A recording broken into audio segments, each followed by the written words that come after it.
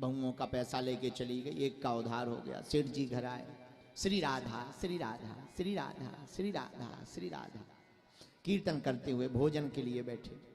बहुओं से पूछा, बेटा हाँ क्या आज घर पे कोई चौथा आया?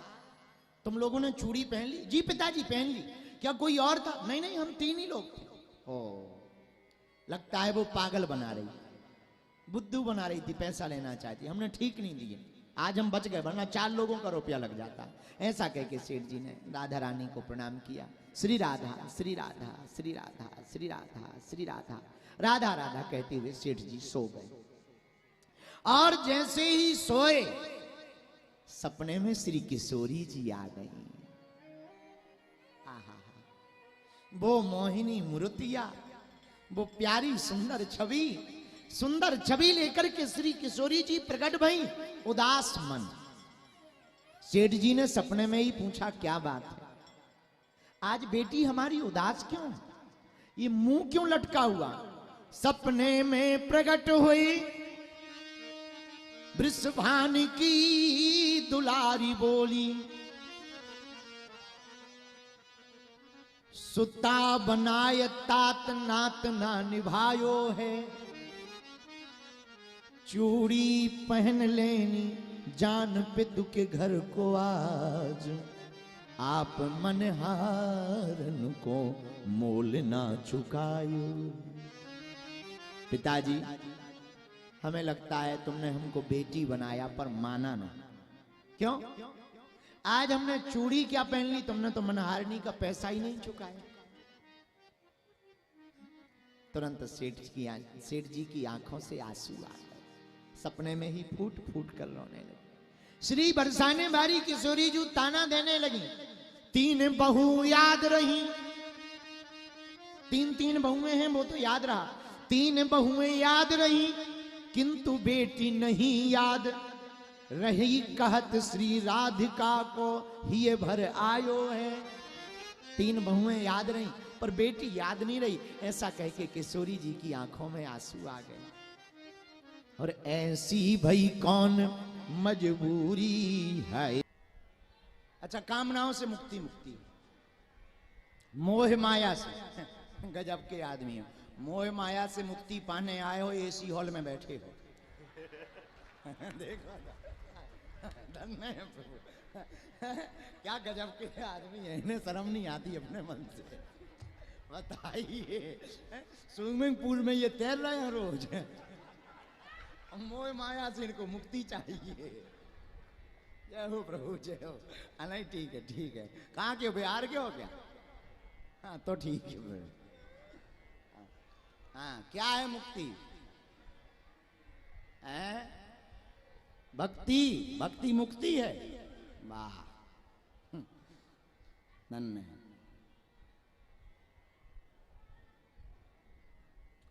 आज ही कथा में हम उसका उत्तर दे चुके हो। बताओ कितने बड़ी उल्लू हो तुम। सुनिए, सब उत्तर सही है अपनी अपनी जगह। आत्मा से परमात्मा के मिलन को मुक्ति कहा आपने, ठीक है बैठो। अब हम बता रहे हैं, अब हम बैठो, अब हमारी सुन लो क्योंकि माइक हम पे है।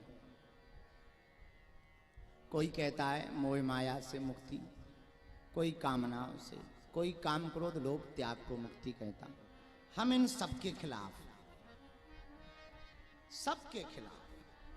हमारा मानना है जो है सो रहने दो, ना कुछ पकड़ना है ना कुछ त्यागना है, एक सुधार करना है।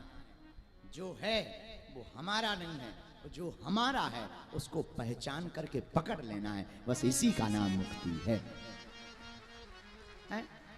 परमात्मा हमारा है, उसको पा लेना ही मुक्ति है। अच्छा, त्याग तुम सकते नहीं। हम जैसे ये कह रहे हैं भाई साहब मोह माया से, ठीक है मोह माया से तो पहले नंबर तो तुम कपड़े ही नहीं उतारो, ये भी मोह माया है। अब तुम स्विमिंग पूल में तैर रहे हो रोज, आज तुमने काजू की पनीर खाई और तुम कह रहे मोह माया से मुक्ति। ये तो वही वाली बात हो गई, 11 लाख दक्षिणा लेकर के पे माया छोड़ने के प्रवचन सुनाए जाए। अरे मोह माया को छोड़ पाना बड़ा मुश्किल है। हम इतना कह सकते हैं, माधव को पकड़ लेना बहुत सरल है। माधव को पकड़ लिया, मुक्ति। अब मुक्ति क्या है? एक अर्थ में समझो, एक लाइन में, दुख में जो घबराए ना, सुख में जो फूला समाये ना, दोनों में बैलेंस रहे, उसी का नाम मुक्ति है। हैं? दुख आवे तो टेंशन में ना रहे, और सुख आवे तो डूब ना जाए फूले में, प्रसन्नता में, जो दोनों के बीच में। अच्छा, पेंडुलम देखा तुम लोगों ने? एक पेंडुलम होता है, थोड़ा इस तरफ जाता, थोड़ा इस तरफ जाता, इसी का नाम मुक्ति है। दुख में टेंशन ना हो गए, सुखी में प्रसन्नता ना हो गए, जो ऐसी जिंदगी का मालिक बन जाए, समझ लेना वो मुक्त हो गया है। अब तुम्हें निर्णय लेना है कि तुम मुक्त हो गए कि नहीं। और मुक्त होने का निर्णय कैसे लोगे? अखबार पढ़ते हो, चाय पीते हो, और 30 मर गए, जरा बिस्कुट देना। बताओ, 30 मर गए, तुम बिस्कुट मंगा। अरे 30 नहीं, 36 मरे होंगे, झूठ लिखा है इन्होंने। थोड़ा सा नमकीन लिया, नमकीन। 36 टपक गए हो तुम नमकीन। लेकिन उसी लिस्ट में तुम्हारे कोई अपने का नाम लिखा मिल जाए, तुरंत तो चाय छोड़ोगे, भाग जाओगे। मरते रोज हैं, पर तुम्हें दुख कब होता? जब कोई अपना मरता है। इसका एक उपाय है, ऐसी परिस्थिति में भी जब तुमको दुख ना होवे, और भयंकर पैसा प्राप्त होने में भी तुमको अति सुख ना होवे, जब बीच का बीच बने रहो, समझ जाना तुम कामनाओं से मुक्त हो चुके हो, तुमने मुक्ति पा ली है। अच्छा, है ये बड़ा कठिन काम, पर बड़ा सरल भी है। बोलो सीताराम। उसके लिए हम एक गीत हमेशा गाते थे, सुख भी मुझे प्यारे।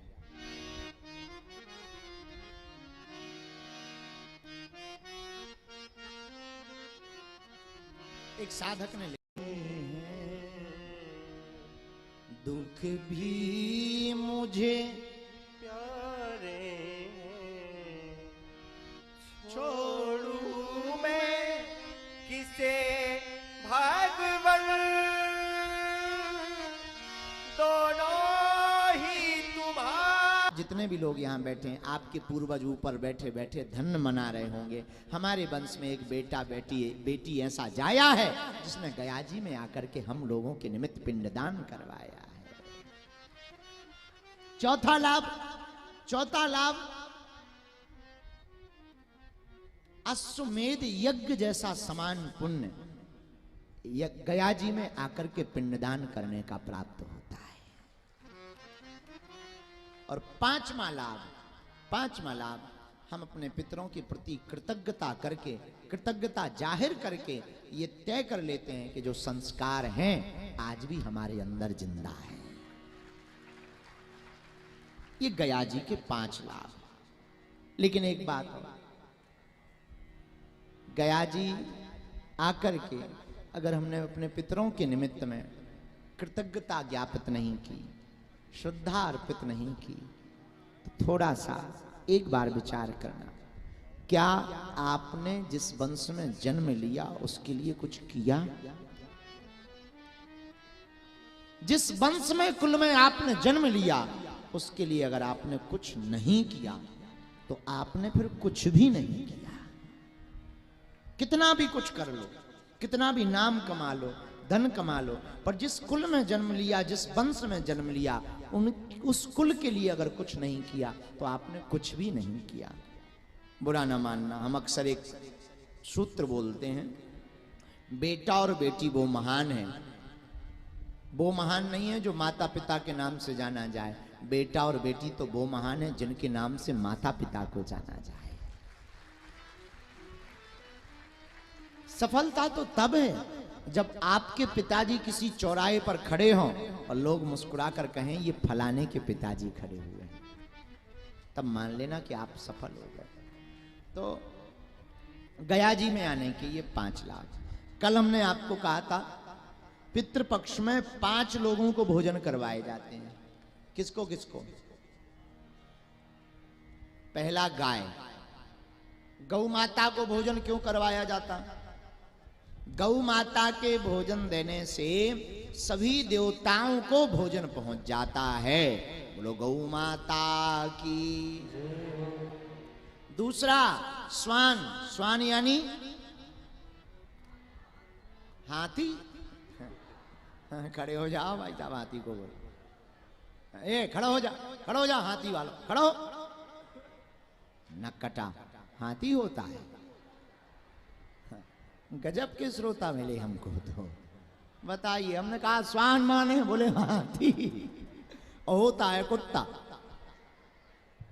बताइए, धन्य प्रभु तुम्हें। कहाँ के हो बेटा? हैं बिहार के? ज्यादा बोलने की जरूरत नहीं है। एक आदमी हमें बोला, बोले आपको नेता बहुत गाली देते हैं, आप नेताओं को गाली नहीं देते। हमने कहा कि ज्यादा मुंह खराब करने की जरूरत नहीं, नेता को नेता ही कह दो बस।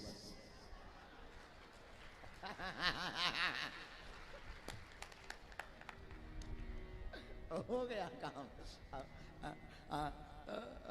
पहला गौ माता, दूसरा स्वान। अच्छा, स्वान को भोजन क्यों दिया जाता है पितृपक्ष में?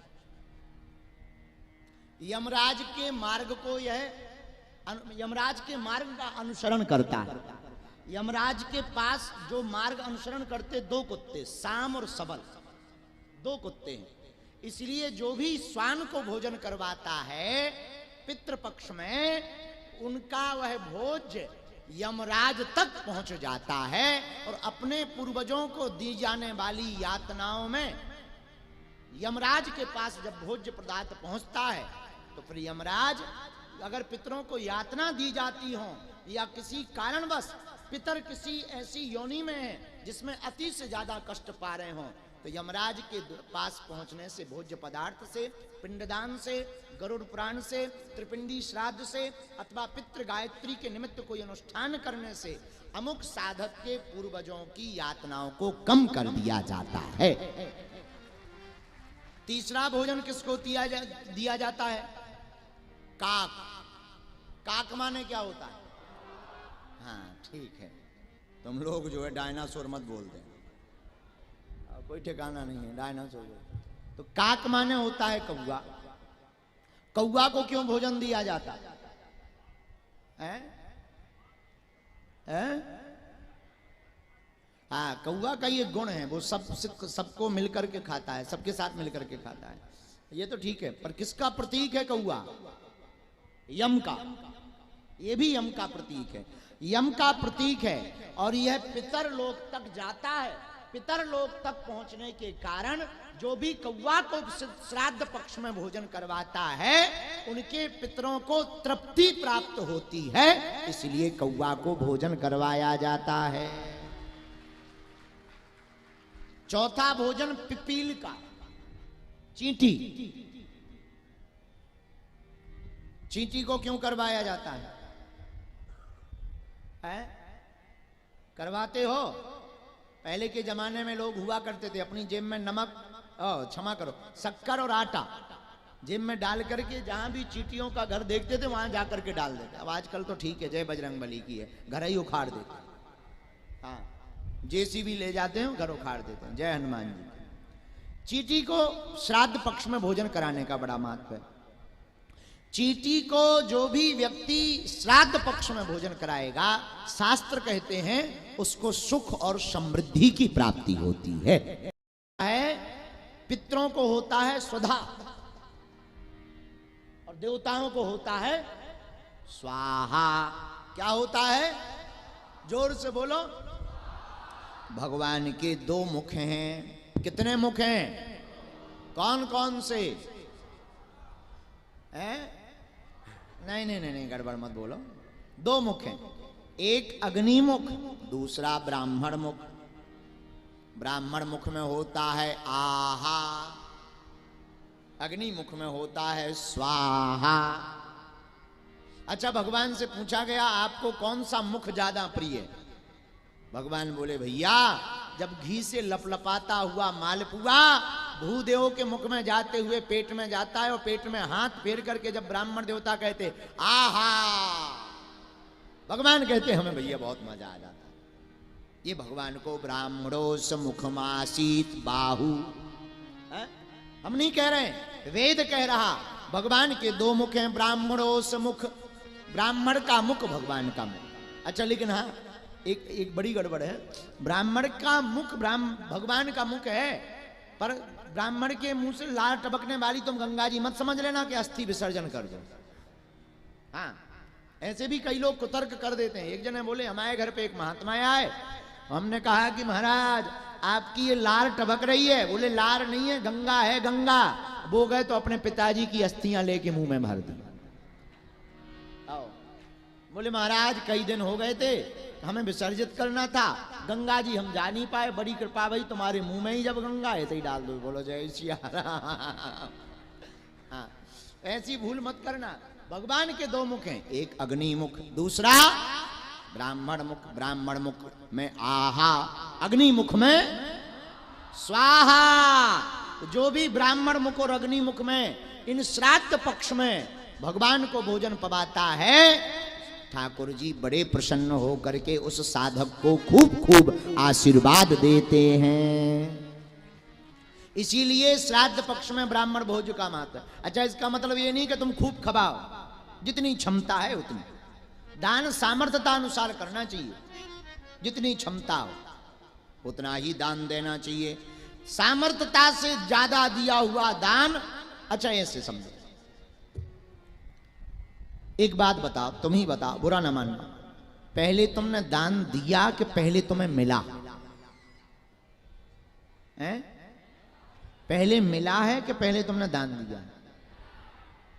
जब पहले तुम्हें मिला फिर ही तो तुमने दान दिया। क्या खाक दिया? पहले तुम्हें मिला है फिर तुमने दिया है, और मिले का ही तो दिया है, अपना क्या तुमने खाक दिया है?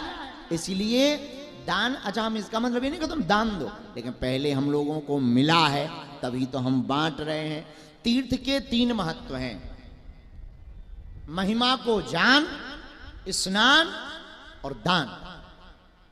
तीर्थ में जाते ही 3 चीजें ध्यान रखो। कौन कौन सी? पहली, वहां की महिमा को जानो, इसके बाद स्नान करो, इसके बाद दान करो। महिमा को जानने से मन शुद्ध होता है, स्नान करने से तन शुद्ध होता है, और दान करने से धन की शुद्धि होती है।